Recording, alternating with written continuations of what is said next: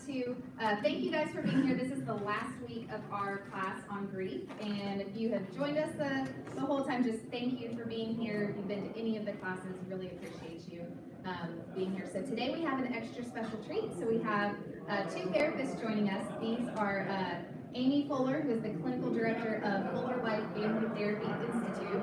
Did I get it right? Okay, it's a lot of words. And then Jayda Washington, who is a licensed counselor with them as well. And really grateful to have them here. They are going to be talking to us about grief.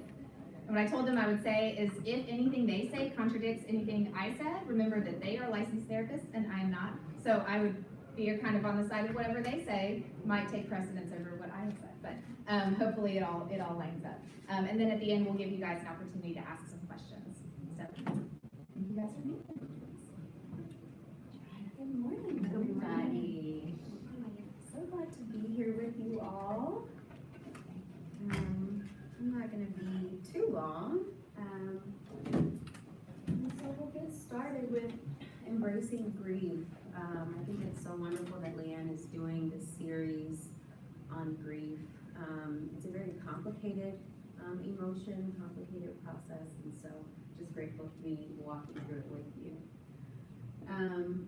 So I really want to walk through what does grief work and therapy look like. We know what to do when we're sad and we're feeling emotions. We know how to come to God. We know how to come to the church and receive help and community.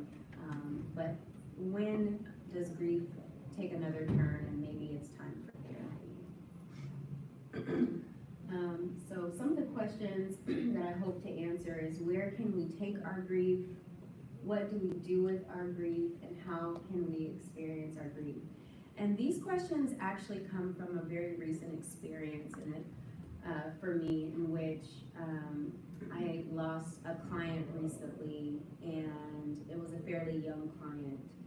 And after I had attended the funeral for this client, who I had never been to a funeral for a child before,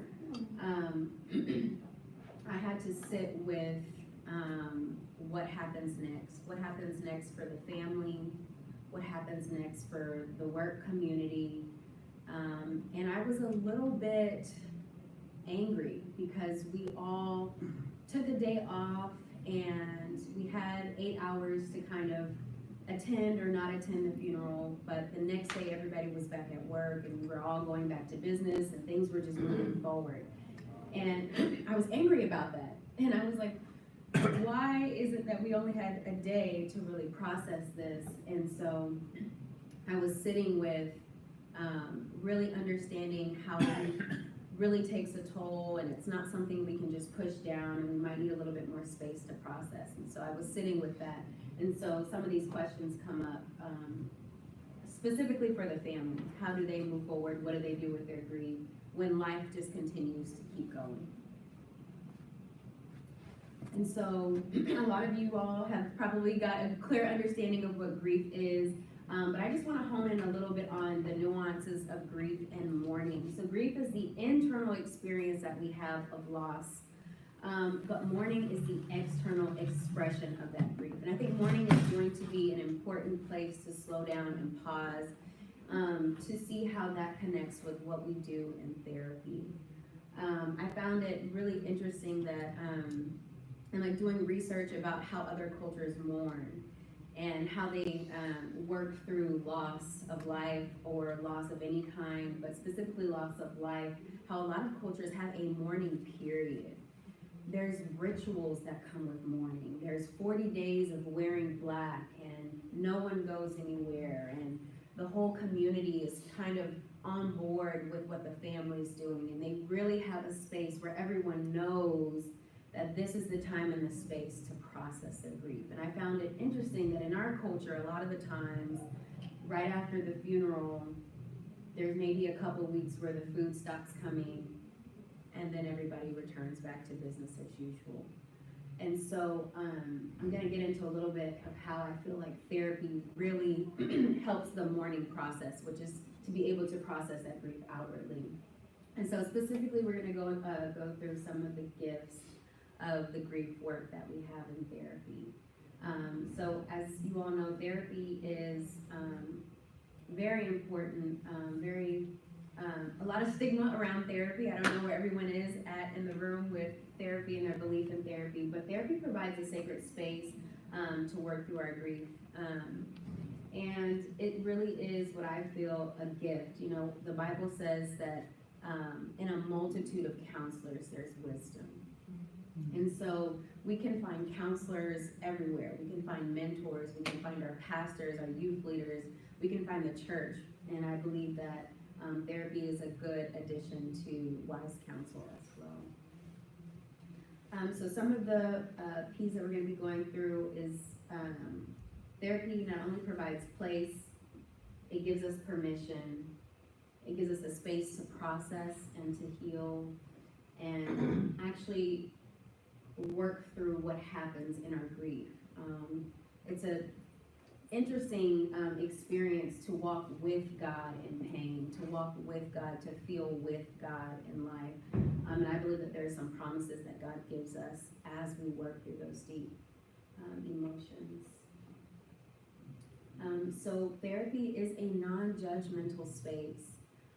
Therapy is a quiet, serene, often space where you can move away from the chaos, get away from the noise, get away from the busyness. Of course, most always we have trained clinicians who are equipped to walk through your grief. And we actually have therapists who are just specifically, they specialize in grief work. And so I found it, one of the scriptures I love is rejoice with those who rejoice and mourn with those who mourn. And I feel like therapists provide a space, again, to mourn with others. Not just to talk and not just to counsel, but to literally come alongside and mourn with those who mourn. And I find it very rare that we can actually find a friend, find a person who has a solid hour to pay close attention, to not rush to provide advice, solutions when we are in pain.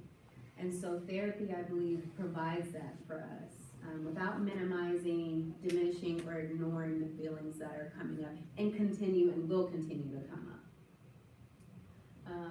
I believe that therapy gives us permission, again, in a culture that is not set up to mourn outwardly, to ritualize mourning or loss. I believe that therapy provides permission to do that. There's a space where you can come undone. There is no judgment. There is no shame. You can cry loudly. I've had clients who just sit in session and weep. And just weep for the hour. And I think that we often don't have a space to just do that. Even with the best intentions of our friends and our family, a lot of the times even we might feel like a burden to others.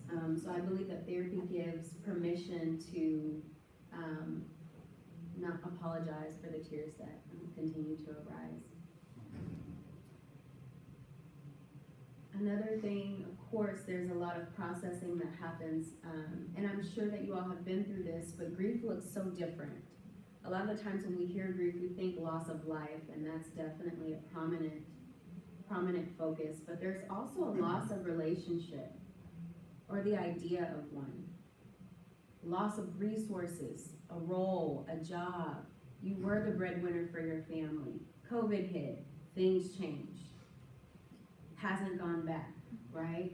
Loss of a meaningful relationship, or the reality of how some of our relationships are.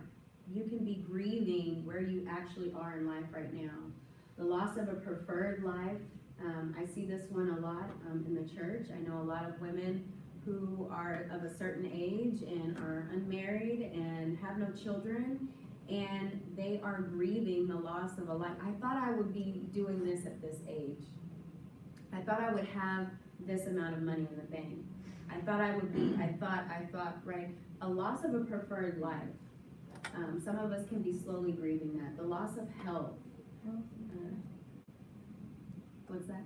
I said health and caretaker. Loss of health. Yeah, being a caretaker. I never thought that at this age I'd be caring for my parents, and I can't even live the life that I thought. I can't even be the wife I want to be because my focus has shifted to caring for my family, my parents, loved ones, right? We can be slowly grieving, either I say knowingly or unknowingly, underneath us just living and going through life and going through the motions. There could be grief taking root underneath. One of the things I'll say about a client I had, and this speaks to just the complexities of grief. I had a client who was in therapy to process a recent divorce. And she was a believer as well.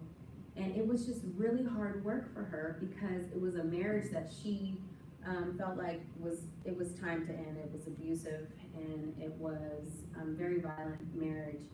And she was grieving the loss of her marriage and could not understand why.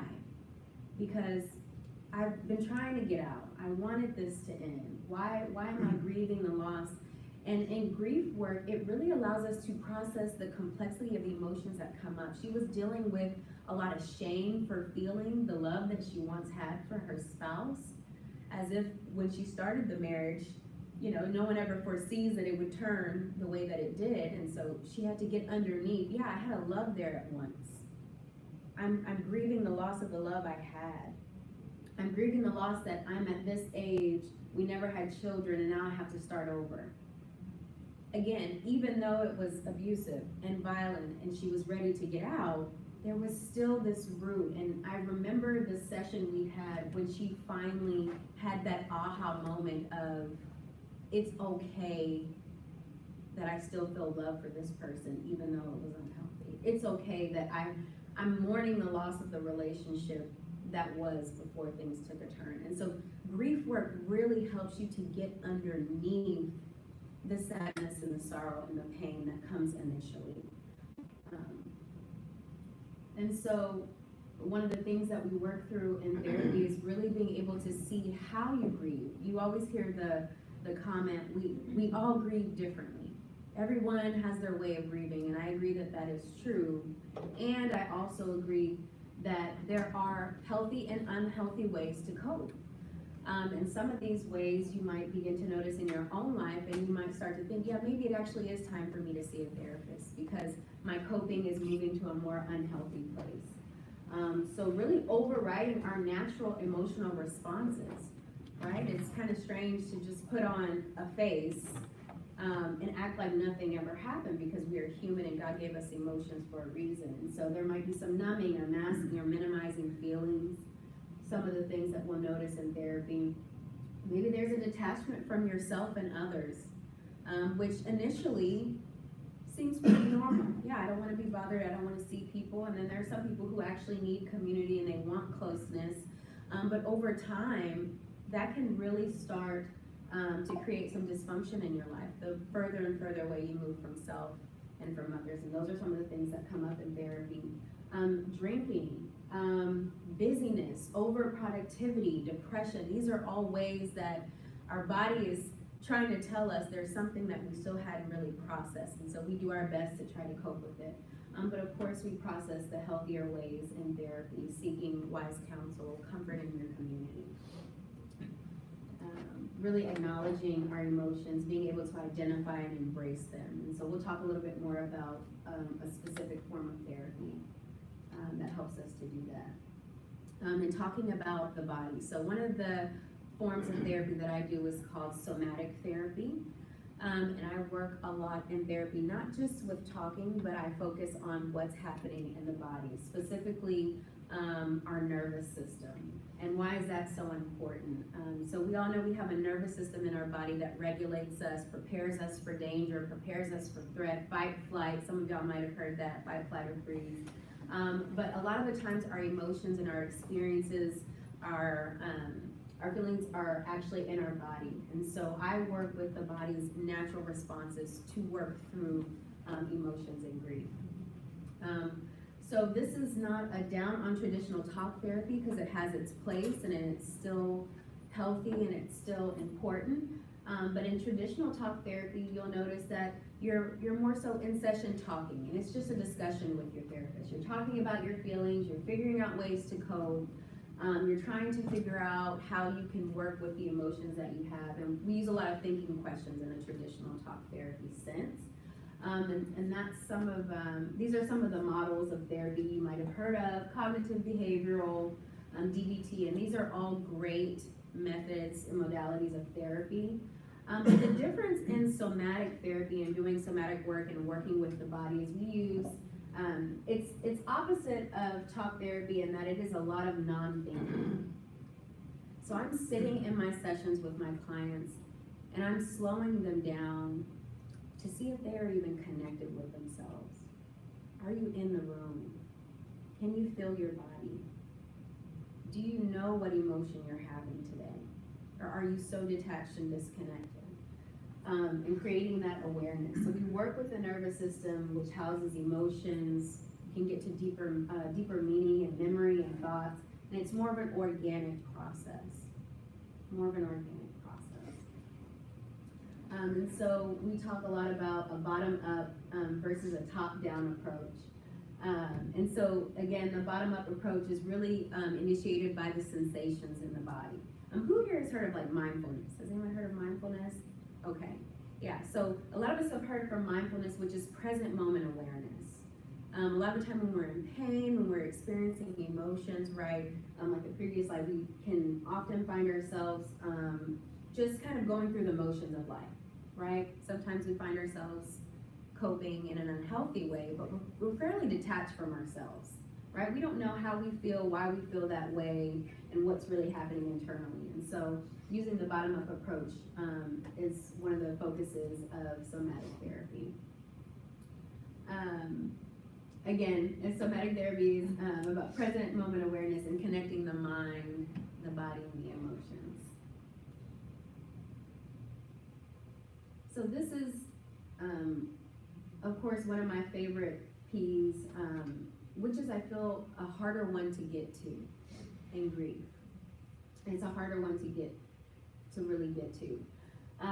A lot of the times when we suffer loss, especially if it's unexpected, we feel like it's unfair, we start to question God.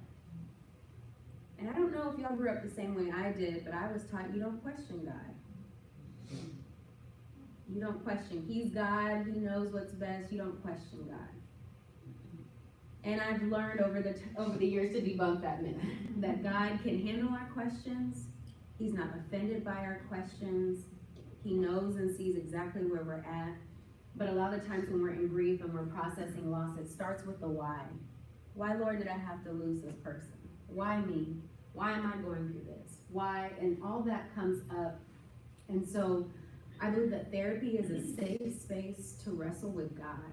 A lot of the times, again, if you're questioning God and you're a part of a community, maybe you are, maybe you aren't, a faith community that kind of shuns that type of thinking, right? Let's not question God. He knows what's best. But therapy really allows you to sit and wrestle with the hard questions that are coming up anyway. And God knows our thoughts from afar, so He already knows that these are the things that we are wrestling with internally. And one of the resources I'm going to leave you all with, even though Leanne has wonderful resources and plenty of them, the author says that if we can get to the what in our grief, if we can get to the what in our pain, that's where we can figure out how to move through it. And so I love 2 Corinthians 1:3-4, which speaks to, and I'm just going to read it because I love the Bible. I'm going to read the word. 2 Corinthians 1:3-4, which says, "Praise be to the God and Father of our Lord Jesus Christ, the Father of compassion and the God of all comfort, who comforts us in all our troubles, so that we can comfort those in any trouble with the comfort we ourselves have received from God." And I love that scripture because similar to what Leanne is doing now, is that she was able to take the comfort that I would only imagine you received from God and the things that you've experienced, and you've allowed yourself to provide the space to comfort others. And so sometimes we may not have the answers that we're looking for as to why things happen, why me, why am I going through this? But I believe if you stick with God long enough, he will at least provide a space to comfort others once we receive comfort. The who is what we experience in our pain and in our grief. And I don't have to preach to you all because y'all are in a church and y'all know this. But Psalms 34:17-19 is also another favorite, which is the Lord is close to those who are brokenhearted, and he saves those who are crushed in spirit. And so one of the things we receive in our pain and our grief is we actually receive the presence of God. And it's a profound mystery to me that somehow in the middle of our pain, God says that that's when I'm the closest. I'm the closest to you. When family stops showing up, when the calls stop, when everyone's done bringing you the dishes, the Lord says he's close to you. And so that just encourages me. And again, in working through these things in therapy, we can be reminded of those things. That God isn't with us, and he's actually closer than we could ever imagine. And there's a lot of promises in the Word that he gives us. Again, we get God himself a lot of the times when we don't have answers. We get his comfort, we get his strength, and we get his hope when we don't have any to cling on to. So all of these things will come up in the therapeutic process. And this is just a last resource I want to leave y'all with. This is one of the quotes by Max Lucado. He's one of my favorite authors, and he says, "You will get through this. It won't be easy. It won't be painless, and it won't be quick. But God will use this mess for good. Don't be foolish or naive." Those are unhealthy coping mechanisms there. But don't despair either. With God's help, you will get through this. And this is a wonderful book that helped me in my grieving season that I wanted to share with you all because it walks through the journey of Joseph and all that he lost and all that he experienced. And again, moving from that why to the what, God was doing something in the pain. And it takes a while to get there. I just wanted to leave y'all with that. So, thank y'all. So good, thank you.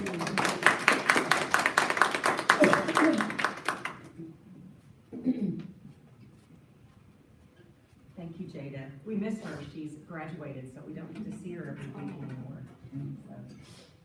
So I'm going to talk with y'all. I hope you'll indulge my geekiness a bit, because I want to walk y'all through what's really happening in the body with grief. And I'm hoping you'll get some nuggets of just like normal functioning as well. So we're going to talk a lot about Jayda, help me here, going on in the body and the nervous system. So this right here is a tool that I use every day with my clients. So it's called a window of presence. I'm going to give you a second just to look at it. I'll walk you through it. So the green part is the window of presence or the window of tolerance. This is the optimal space to fully engage, and you're in a workable range of resiliency. So what that means is that you can sit with whatever comes up, you can feel what you feel without the nervous system getting overwhelmed and needing to kick you up into fight or flight or freeze, or needing you to check out and turn into a zombie. I'm being a bit hyperbolic there.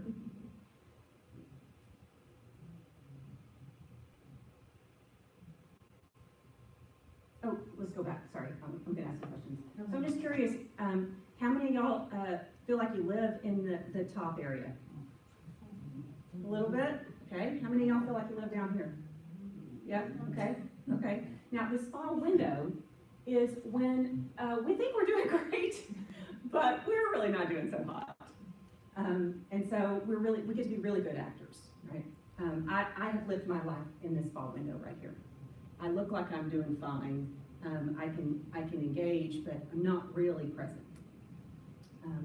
So we're gonna talk more about this. So trauma is essentially anything that overwhelms the nervous system and kicks you up over there. So what we do in therapy is we're tracking people, like Jayda said, we're tracking their body. And so they may start here, right? And then we'll start talking about something that's kind of heavy, right? And all of a sudden, they're up here. And we know that because they'll start talking fast, or their voice will get loud, or you can kind of feel their energy change, right? And so then we go, oh, I noticed you just started talking a little faster. Tell me what's happening with you. And that slows them down, and then they start to think about it. And so they learn how to track themselves. And then we go back to, okay, so you were talking about this moment with your mom when that happened. So then we know, okay, here's this thing that we could focus on. This thing that is hard for you or difficult. So, okay, now I'm ready. Okay, so we're going to talk a lot about what grief does with the nervous system. So loss makes like triggers everywhere, right? When you see your loved one everywhere. My Mimi was my person, and she passed 12 years ago. And she put her hands on my cheek, and she would call me my Amy, my love. And not like when right after she passed, I was always looking out my window in my office, and there were these clouds up there, and they looked like her hair. And it was just like, oh, there you are. Right? So there's these triggers, and they can bring us like moments of warmth, but they also can like just bring up the grief, you know. I've worked with so many women who like, they got to figure out what to do with their husband's closets. There's just all these things that are there that show up, and when they show up, y'all can even tell right now, I'm a little activated. I'm gonna slow down a bit. Just talking about my Mimi. Early on in grief, we usually go into hypoarousal. Sometimes it's that sense of denial, but the body takes the burden of it. Our body super feels our grief. All right, so I'm going to explain to y'all this super cool thing called polyvagal. Anybody heard of polyvagal? Okay, I got a few takers. All right, good. So for those of you who've never heard of it, please forgive me for being geeky. And if you have questions, let me know. So polyvagal theory is 3 different parts of our nervous system and how we respond to stress, okay? It's fight or flight or freeze, and social engagement and collapse. So it's that window that I showed you, okay? And by understanding these responses, we can see what's going on with us so that we can better navigate our world and our grief. Okay, so the nervous system has 2 parts. This is the sympathetic nervous system, and it does everything that's like fast, right? Like I need to respond quickly. That's the sympathetic nervous system. It's right here. You can kind of feel it getting tight right there. It is very invested in maintaining homeostasis. That means nothing changes. And then we have the parasympathetic nervous system. I actually have 2 cats who look like this. They snuggle like that. They're little twins. And in the parasympathetic nervous system, that does rest and digest and feed and breathe. So the parasympathetic is divided into 2 parts. Right here at your heart. So the upper part is called ventral vagal. The bottom part is called dorsal vagal, okay? And then in between that is this amazing wandering nerve called the vagus nerve, the vagus strip. So it's the cranial nerve. It's like a wanderer. That's what vagus means in Latin. And it's bidirectional. So there's this thing called the vagal brake. And when you start to get agitated and your heart goes up, if you slow your breathing down, that will then communicate, oh, I don't have to, there isn't actually a threat. And so it's a 2-way communication. Okay. So the vagus nerve is super cool. It's fairly new, like the research on the vagus nerve, and we can actually improve our vagal tone. We can actually build brain resilience, which in theory would help processing grief a lot. I actually think that this is true. So there was this study, well, what a study? Yeah, it was a study. There were these kids who were in a bus during a hurricane. And some of the kids, like kind of cowered in fear. And some of the kids like were freaking out, having a hard time. And then there were these kids who were in the zone. And they mobilized themselves to, okay, what are we gonna do here? How do we get out of here? And those are the kids who didn't end up with PTSD. Their window was wide enough that they could manage what they felt and figure out, they were integrated enough that they could figure this out. Go back one more, I want to do the smoke part. Yeah, so in the base nerve, we also have mirror neurons. Y'all know what mirror neurons are? Mirror neurons are when you smile at a baby, it smiles back. And in order for these to be online, we have to be fully engaged to be in that window. Okay. Okay, so am I losing y'all yet? All right, yay, okay. So here's a picture of it. So this is the top of the parasympathetic and the bottom of the parasympathetic. So we do social engagement here. This is where we can connect with other people, where we feel safe, where we can be engaged, where we can be creative. And then down here, when this is all that's going on, we're kind of checked out. We're like a possum. And then over here is the fight or flight, right there. Okay? Any questions? Okay, so we're gonna go over these one by one. So at the top of the ladder, so I'm gonna show you a picture in a minute, it's called the polyvagal ladder. At the top of it, you can be socially connected, you can co-regulate. Your parasympathetic is activated, and you can regulate your emotions. So co-regulation is a tricky thing. It's like attunement, right? You know how when you get a group of women in the same house, they start menstruating at the same time? Yeah, that's co-regulation. And there's a fine, fine line between co-regulation and codependence. So, this is the freeze. This is a sympathetic. So it's fight or flight. We're emotionally reactive. You can puff up. Now keep in mind, all of this happens outside of your conscious. You don't think to yourself, oh, hey, I think I'll move up into fight or flight right now, right? But this is why it's so important, this bottom-up approach, is learning how to pay attention to yourself and notice yourself. I can feel my heartbeat up a little bit from getting up and walking over there. That's why I came over to sit down. And then there's dorsal vagal. There's decreased heart rate, decreased blood pressure, kind of flat expression on the face, lowered immune and sexual responses. Everything just kind of slows down. And it's just a survival mechanism. You can feel dissociated, numb, hopeless. It's troubled, it's hard to think clearly. The world just seems kind of fuzzy.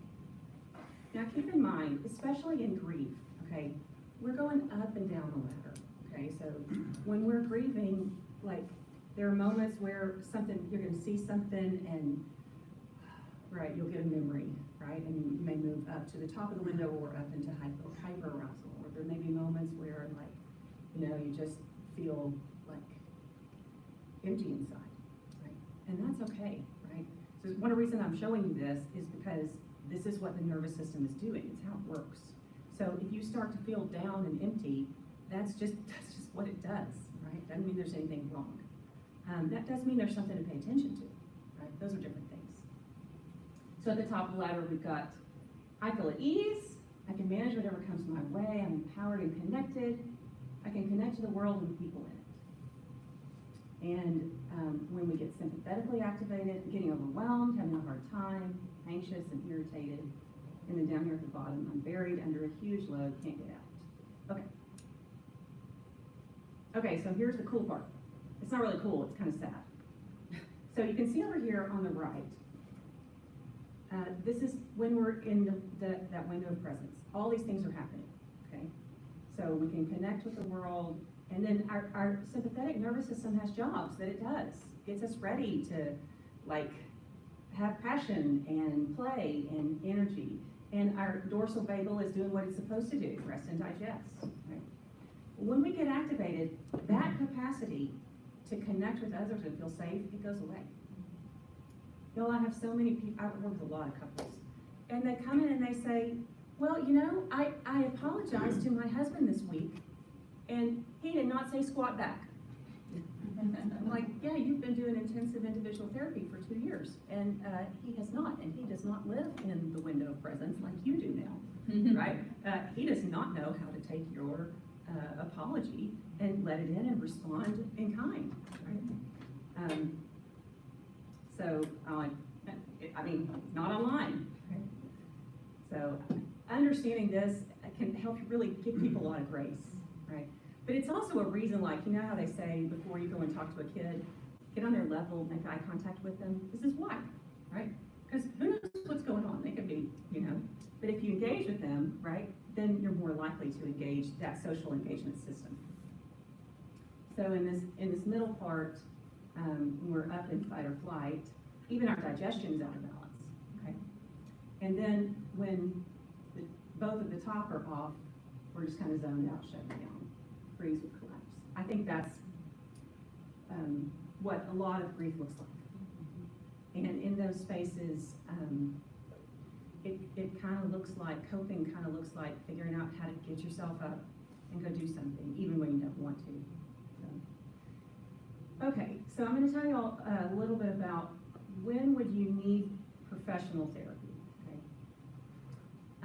I'm a proponent that everybody should do some professional therapy.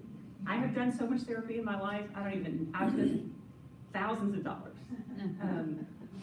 And I think everybody should do it. So, here, rah-rah for therapy. However, there are some, I think with grief, it's hard to know, well, do I need to go talk to somebody, right? Personally, I think you should do it anyway, but regardless.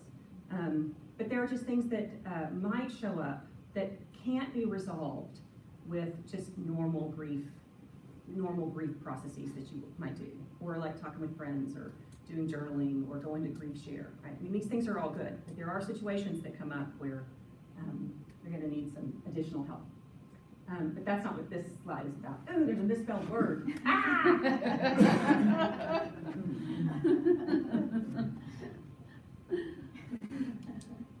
So, our nervous system is more vulnerable when we're grieving, okay? So if you're a person who really knows how to be present and engage, and then something happens that you lose something, you know, you're gonna be dysregulated, right? That's just how it's gonna work, right? And so your nervous system's more vulnerable. And another reason is that we've lost that co-regulation, right? So when you lose your partner, your lifelong partner, it feels like your left arm has been just cut off of your body. And you feel like half a person. And that's not even always an indication that you were codependent. Sometimes it is. But you just miss that person next to you because your body is used to that person. And so like when my husband goes out of town, he's out of town right now. Last night when I was going to sleep by myself, I laid there in bed without him next to me. And I was like, okay, I'm in dorsal vagal right now because he's not here. I could just feel it. I could feel like an emptiness in me. Yeah, it's terrible. But I was aware of it, which helped. So, okay. So it's really, really hard to tell the difference between depression and grief. When my Mimi died 12 years ago, I went into severe depression. The second one I'd had in my life. And it was bad enough I went and got on meds. By the way, meds do not block the grieving process. Research shows that it does not block it. In fact, if you're grieving a heavy loss, it can actually help you figure out how to stay present enough to actually feel the things that you need to feel to process it. So, rah-rah for amazing medication, okay? So, I know a lot of people in churches are like, oh, that's enough. I'm like, yes, and God made the people who have brilliant brains, who created these little magical pills, who give you lots of happy chemicals. But there's a 45% overlap of symptoms, so it's very hard to tell the difference between grief and depression. Next slide. One way you can tell is when you're in depression, you know, it's hard to laugh. When I was in this depression, I went to this my daughter in her school put on this super cute little show. It was called Under the Sea. And all these kids were dressed up in these cute little like animals, like from Ariel and Sebastian, and oh my gosh, it was so cute. And I was sitting there, I felt nothing. So I had both, right? I had grief and depression, right? The grief prompted the depression. But when you're not in depression, you can have moments where you can laugh and you can feel alive. Right? Okay. So there's this thing called prolonged grief disorder. It was just added to the DSM 2 years ago. How many of y'all heard of this? Okay. It's been quite controversial. It used to be called complicated grief, which I think is a terrible definition for it. Because complicated grief is anything, and it's not the same thing as this. Okay, so I'm going to call it prolonged grief because that's what we're calling it now, like in the psychology world. It has to have lasted 12 months. You have to have severe impairment in your daily functioning, meaning like you can't go to work, you can't engage in self-care, okay? The diagnostic criteria is an intense longing and yearning for the deceased person, preoccupation with thoughts and memory of the lost person. And it can't be the same thing as depression or PTSD. So turn the next slide. So prolonged grief disorder, it looks like OCD, PTSD, depression, and psychosis, okay? So there's this intense yearning for the deceased. You get a bunch of intrusive thoughts, which is what we have in PTSD. There's denial and imagining your loved one, a little bit of psychosis. You're looking for them in familiar places. You avoid things that remind you, that's like PTSD. You have a lot of anger, and you feel like life is empty and meaningless, like depression. It's a hard diagnosis. But the reason is, if you come in with grief, we're going to give you an adjustment disorder, but we're only supposed to give you that for 6 months, right? So what happens to me is after 6 months, my clients have something else to adjust to. They need to stay in therapy longer than 6 months. So that's my favorite diagnosis because it's kind of non-pathological. So prolonged grief is a serious condition. It only happens in 10% of people. It does not go away by itself. You need to do something. And it's not about depression or loss. It's about a deep feeling of love. And yearning is the key component. It's wanting, and what it does to the brain is it activates the brain's reward system, which is deactivated in depression. So in depression, we have anhedonia, like against pleasure. In this phenomenon, your brain gets lit up when you think about your deceased person. Let's go to the next one. So what happens is the nucleus accumbens, which is this little thing there at the top of the limbic system, and it's directly involved in reinforcing addictive behaviors in response to drug use. So there's this thing called, there's this pathway, next slide, of reward. So like reward, this is a natural way that we work, right? It gives us a dopamine rush and we feel good. It's like you eat or you get a good grade or somebody says something nice to you. This kicks in, right? It creates kind of natural endorphins, natural serotonin, okay? Yeah. So, go back. So this is actually the study of it where, back when they were calling it complicated grief. So this is the nucleus accumbens estimates of grief works relative to neural works. So anyway, you can see that complicated grief has a significant activation of this pain reward system. Okay? Any questions on this? Other things that go along with prolonged grief is increased activation in the HPA, which is basically like your adrenal system is like functioning like running 90 to nothing, which just is exhausting. You can actually see differences in the brain. So there's all these, I decided not to bore y'all. I decided it was geeky enough to tell y'all about prolonged grief and the nervous system. So I'm not showing you all my cool slides about grief in the brain. But basically, imaging of people in pain, like physical pain, is the same areas of your brain are activated with grief. Exact same areas. So, is that what the book said? I didn't read this one. That sounds good, yeah. Okay, how does therapy help with grief?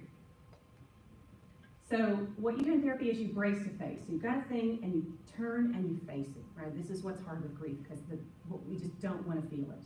And if you don't feel it, what we resist persists. So you've got to feel it, even though you don't want to. So it can create like space to do that. And it will strengthen your capacity, give you more resilience, help you get integrated, and potentially post-traumatic growth. So essentially what we're doing is we're trying to help our clients in these spaces, of course we're doing it with lots of our clients, not just folks in grief, is to confront loss and move toward what's true. And in that, there's a widening of the window, right? Because we're tracking, okay, what's happening here? Oh, you walked into his closet. Oh, you smelled someone who smelled like his cologne, right? And so, like, then we sit with that. And as you sit with it, what it does, the nervous system is so resilient. It then adjusts so that you can then integrate and move on with a new narrative of, okay, this is my life now. And the nervous system actually changes, and this window gets bigger so that you can tolerate things that are different or hard without your nervous system going into either category. So you can get more resilience. So in the kind of therapy that we do, called natural processing, it's somatic EMDR, we're tracking resilience and pacing accordingly. So we're tracking our clients, kind of paying attention to what is going on with them, and that helps then increase the resilience because they're becoming more aware as we're working that closely with them. It can do integration on this one, Jayda. Oh, and post-traumatic growth, yeah. Okay, let's keep going because we're almost out of time. Okay, this is one of my favorite things about working with people in grief, is they come in because they have grief. But they have all this other stuff they didn't have dealt with. Like, you know, it could just be a small T trauma, right? Like, your mom told you were ugly, right? You know, we call that a small T trauma, right? But it's like death by 1,000 cuts. That stuff hurts and it shapes who you are. And so what I've seen over and over and over with people who come in with grief or divorce, I see this in a lot of people who have gotten divorced, is it prompts this like, okay, I've got to work on this. And then there's all this other stuff that's maybe not even related to the grief that really needs some attending to, needs some healing, needs some attention.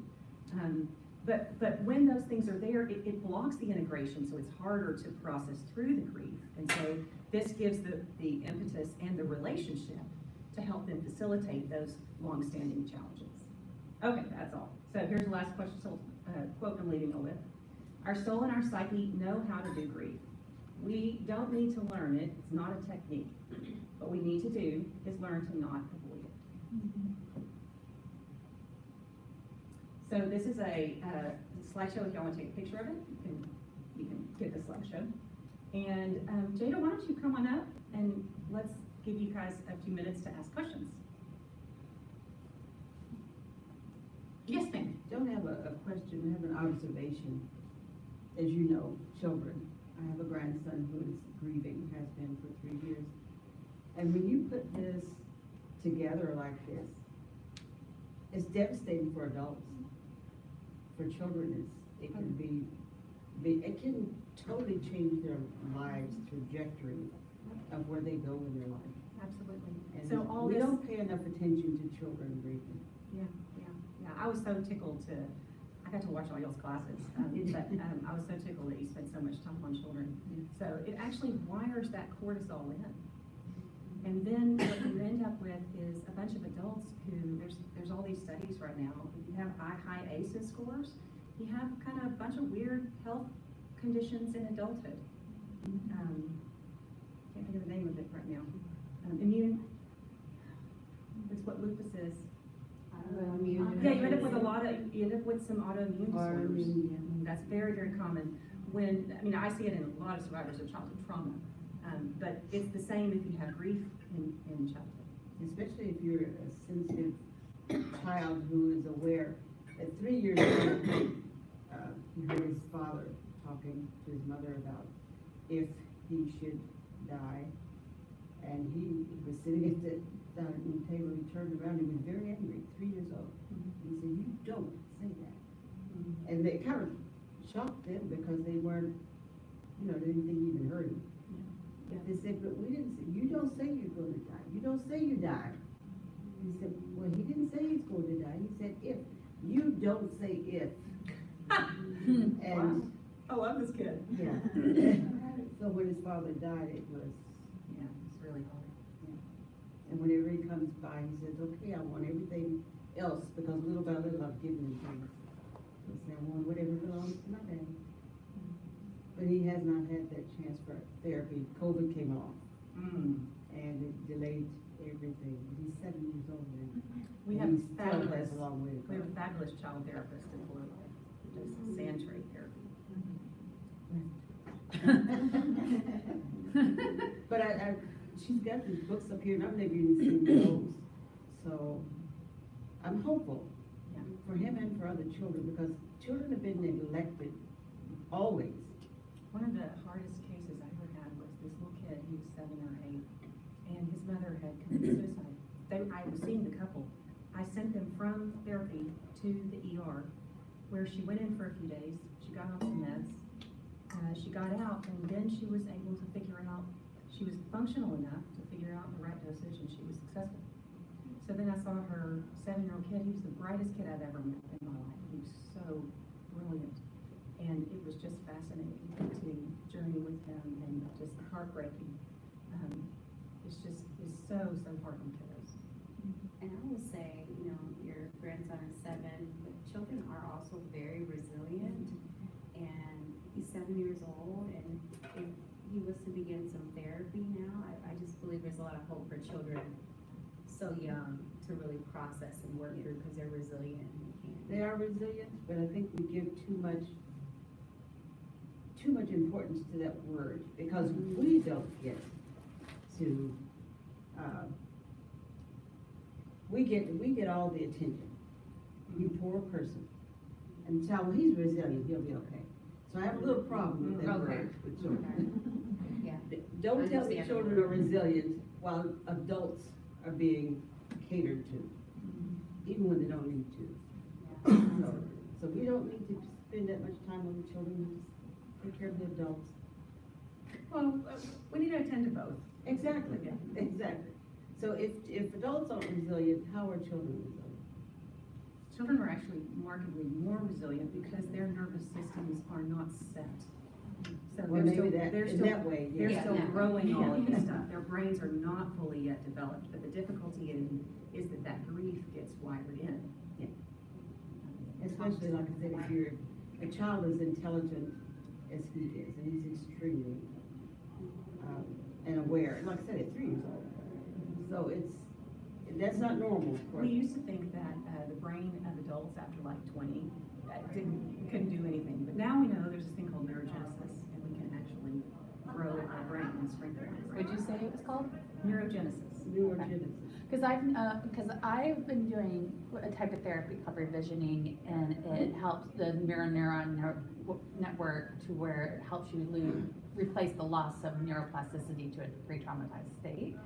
And so I know that it helps rebuild that brain, but I've not heard of neurogenesis. And It just means nerves can be reborn. how is that? What's the process? For neurogenesis, anything that you do that is focused attention and repetitive will grow your brain. The brain loves focus and repetition. So if you meditate and you do it over and over and over, you will change structures of your brain. Like if you go to in New York, the guys who drive taxis have different brain structures than the guys who drive buses. Because the guys who drive taxis have to figure out where to go all the time. The guys who drive buses, it's a set route, so they don't use that part of their brain. I just want to say one more thing. This whole presentation that you all have put together is beyond anything I ever would imagine to see. And I just hope that it grows and grows so many people need it. So we are out of time with like 2 minutes that we have left. Will you say something about the resources that Fuller Life offers and even like maybe what we have here, and encourage people to, if they're interested, they can talk to you guys or say something about that, and then we'll end. Sure. So, Fuller Life Family Therapy Institute, we've been around since 2012. And for the last year and a half, we have added a location up here. And your own Brandon Treat is a member of our team. And there's counseling offices over on the side of the building. And when I drove up today, it's real counseling. I was like, ah, that's so cool. But we do sliding scale. So our rates are markedly lower. We do have some therapists who take insurance. Brandon is able to see folks up here at your church, as well as Allison, who's one of our other team members. So, and our rates are really low, and our therapists do 4 times the required amount of supervision. So they're better than your average therapist by a long shot. So, and I'm biased, but it doesn't make me wrong. And there are other therapists you can see. They can do telehealth, Zoom visits, and so if one of the therapists we have here is not a good fit for you, we can connect you with someone else. Yeah, and we're all trained in this way of doing therapy where you're this bottom-up approach that we talked about, where you're really tracking. So we all do that kind of approach because I'm in charge and I get to decide what we do. So, I think they need to learn that way, and it's a good way of working through things. Well, thank you guys so much for being here. We appreciate you. Can I pray for you real quick for you? Sure. God, thank you so much for just connecting us with good people and with people who are serving you in so many ways, in so many needed ways. There's so much pain in our world, and there's so much pain in our communities and in our churches, and I'm so grateful for people like Amy and Jayda who are working so diligently with the gifts you've given them to serve people, and I pray that we can all be the kind of people who use our giftedness to help relieve pain. Thank you for them, thank you for this time, and